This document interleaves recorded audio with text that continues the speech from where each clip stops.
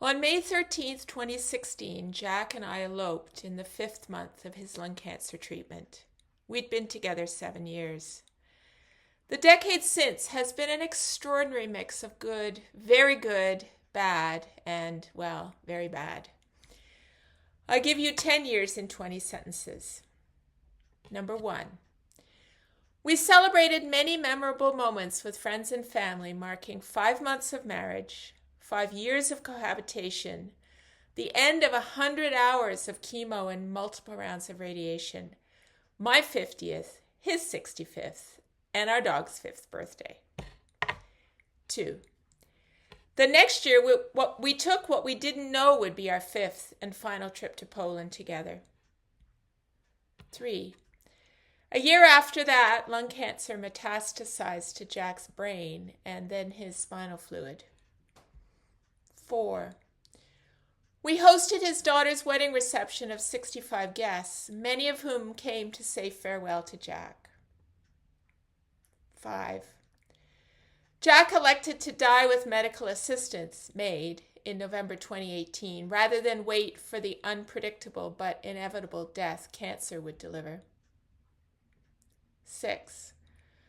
The next month, I first told the story of Jack's death publicly because helping others understand Canada's MAID law was the gift that came from Jack dying too soon.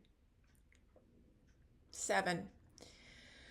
My series published by Rabble.ca about Jack's death won a Canadian Online Publishing Award, making me realize writing might be my next vocation.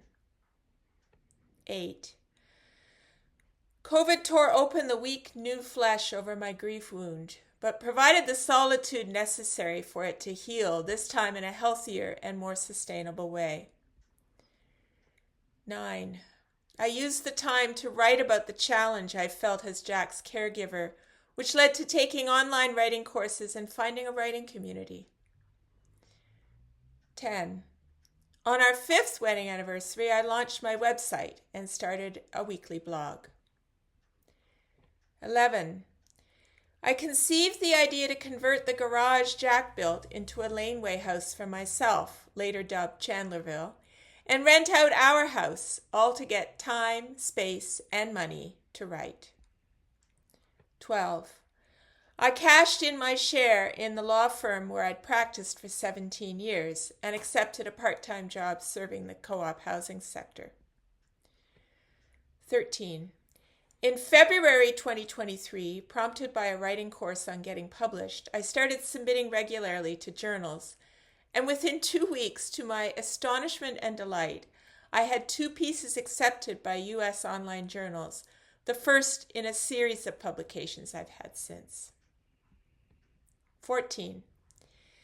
Celia Chandler Honestly Speaking launched in 2023 as a brand for my writing, speaking, and consulting. 15. I realized my goal of moving into Chandlerville and installed short-term tenants in the house I shared with Jack. 16. I took my first solo overseas trip in 20 years, attending a writer's retreat in Ireland and visiting relatives in Ireland and London. 17. The Eden Mills Writers' Festival placed my 2024 contest entry first, a piece about my mother contemplating MAID. The Bereavement Authority of Ontario offered me a regular column about MAID in its publication, and the Toronto Star published my piece about building Chandlerville. 18. My need for connection was reignited, and through Weston Community Initiatives and my own Lane Changer blog series, I began to make new friends again after a long period of social dormancy. 19. Mom was proud to opt for MAID last summer after 3 years of telling us she was done. 20. 2026 began with me finishing a very rough draft of a manuscript, Lane Change, about my reinvention of the last 7 years. I can't wait to see what the next decade brings.